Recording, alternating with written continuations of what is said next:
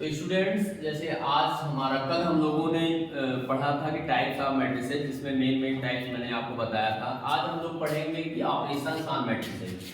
Operations का मतलब होता है भाई ऐड, सब्ट्रैक्ट, मल्टीप्लाई, डिवाइड। ठीक है, तो इसमें फर्स्ट हमारा है एडिशन ऑफ मैट्रिसेस, यानी दो मैट्रिक्स को कैसे हम जोड़ सकते हैं। तो यहाँ पर ध्यान देने की बात है कि the matrices having equal order, ऐसी ही मैट्रिक्स को जोड़ा जा सकता है जिनके ऑर्डर सेम हो, यानी जिनमें नंबर ऑफ रो और कॉलम सेम हो।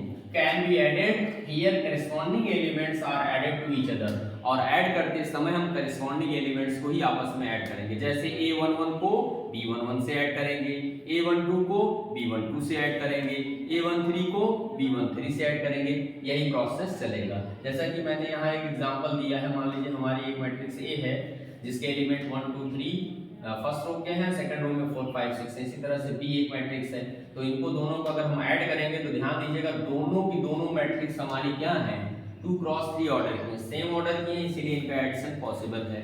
अब इनको ऐड करते समय करेस्पॉन्डिंग एलिमेंट्स आपस में ऐड हो जाएंगे। जैसे a11 की वैल्यू 1 है और b11 की वैल्यू 4 है, तो 1 + 4 हो गया। a12 की वैल्यू 2 है, b12 की वैल्यू 5 है, तो 2 + 5 हो गया। इस तरह से हम इनको ऐड कर सकते हैं।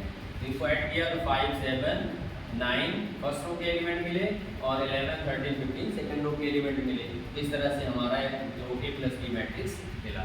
इसी तरह से बच्चों हम सब्ट्रैक्ट भी कर सकते हैं। सिमिलरली सब्ट्रैक्ट करते समय भी क्या होना चाहिए कि दोनों matrix similarly as like addition we can subtract two matrices having equal order. इसी तरह से इक्वल ऑर्डर रखने वाली ही दो मैट्रिक्स को हम सब्ट्रैक्ट कर सकते हैं।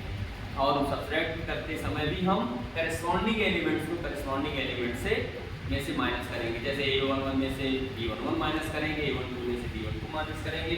तो इस तरह से इसको हम समझ सकते हैं।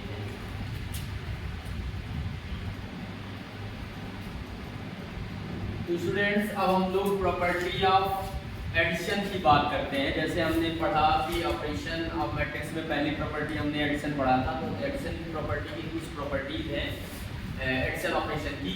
जैसे कि पहला है कम्पीटिटिव प्रॉपर्टी, यानी कि क्रम विनिमय।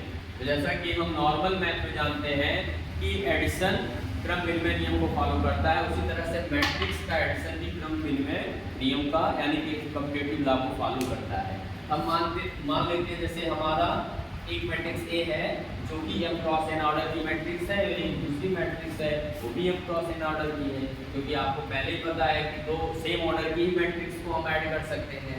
a + b की वैल्यू हमारी क्या हो जाएगी, aij m cross n + bij m cross n। अब यहाँ पर इसके क्रम को हमने चेंज कर लिया, bij को पहले लिख लिया, aij को बाद में लिख लिया। अब bij किसको रिप्रेजेंट करता है, मैट्रिक्स B को, aij किसको रिप्रेजेंट करता है, मैट्रिक्स A को। इस तरह से a + b यानी मैट्रिक्स का sum matrix B + matrix A के सम के बराबर आ गया।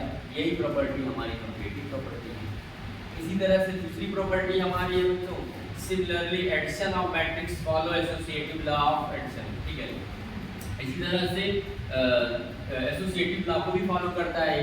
जैसे यहाँ पर हमने तीन मैट्रिक्स ले लिया, मान लीजिए A बराबर एक मैट्रिक्स है aij m cross n, B bij m cross n, C cij m cross n। जहाँ ये ij जनरल टर्म को रिप्रेजेंट करता है, जहाँ i और j की कुछ भी वैल्यू रख करके हम किसी भी टर्म को निकाल सकते हैं। तो यहाँ भी वही सेम प्रोसेस है कि a + b + c का पेयर बना लिया हमने।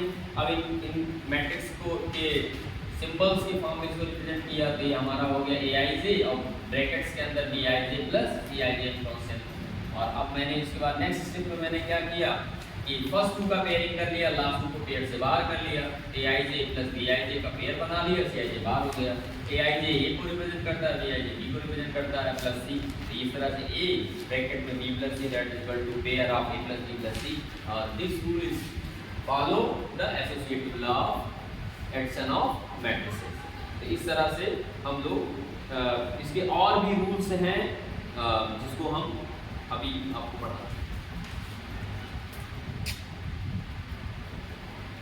तो स्टूडेंट्स, अब हम लोग थर्ड प्रॉपर्टी पढ़ते हैं मैट्रिक्स की। तो थर्ड प्रॉपर्टी हमारी है यूज तत्सम या एंटी। तो जैसा कि हमको पता है कि जीरो मैट्रिक्स, अगर किसी भी मैट्रिक्स में जीरो मैट्रिक्स अगर हम ऐड कर दें तो हमारा जो जो भी मैट्रिक्स है उसकी वैल्यू पर कोई असर नहीं पड़ता और फिर से वही मैट्रिक्स मिल जाती है। तो इस तरह से जीरो मैट्रिक्स जो होती है, किसी भी मैट्रिक्स की additive matrix additive identity matrix कही जा सकती है। फिर अगला है, नेक्स्ट हमारा है एडिटिव इनवर्स। एडिटिव इनवर्स में हम लोग क्या करते हैं, किसी भी मैट्रिक्स के एवरी एलिमेंट के साइन बदल करके जो नई मैट्रिक्स मिले उसको प्रीवियस मैट्रिक्स यानी इनिशियल मैट्रिक्स में अगर हम ऐड कर दें तो हमको जीरो मैट्रिक्स मिलता है। क्या मिलता है बच्चों? Zero matrix. तो कहने का मतलब जब दो मैट्रिक्स का सम जीरो मैट्रिक्स हो जाए तो वो दोनों मैट्रिक्स ईच अदर एक दूसरे के प्रति क्या है, एडिटिव इनवर्स।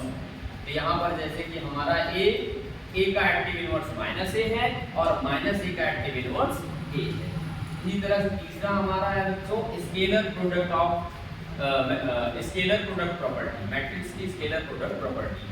तो अगर किसी भी स्केलर से दो मैट्रिक्स के सम में अगर हम मल्टीप्लाई करें तो वो स्केलर दोनों मैट्रिक्स के साथ अलग अलग मल्टीप्लाई होकर के उनके सम के बराबर आता है। और या इसी बात को दूसरी तरीके से अगर हम समझें तो अगर किसी भी मैट्रिक्स में किसी स्केलर से मल्टीप्लाई करते हैं, इसका मतलब क्या होता है, जैसे कि यहाँ हमने एक मैट्रिक्स अज्यूम की है, मान लीजिए ए हमारी एक मैट्रिक्स है 1 2 3 4 5 6 2 क्रॉस 3 ऑर्डर की मैट्रिक्स है। तो यहाँ पर इसमें अगर हम k से मल्टीप्लाई करें इस मैट्रिक्स में तो ये k इस मैट्रिक्स के every element k into 1 k, k into 2 2k, k into 3 3k up to so on सारे एलिमेंट में k से मल्टीप्लाई होगा तब हमको रिजल्टेंट मैट्रिक्स मिलेगा। तो बच्चों इस तरह से हमने लगभग मैट्रिक्स की जो ऑपरेशनल प्रॉपर्टीज थी सारी प्रॉपर्टी हम लोगों ने पढ़ लिया है। अब हम लोग इन प्रॉपर्टी पर बेस्ड क्वेश्चंस को अटेम्प्ट करेंगे नेक्स्ट क्लास में। तो अब आज की क्लास यहीं क्लोज की जाती है।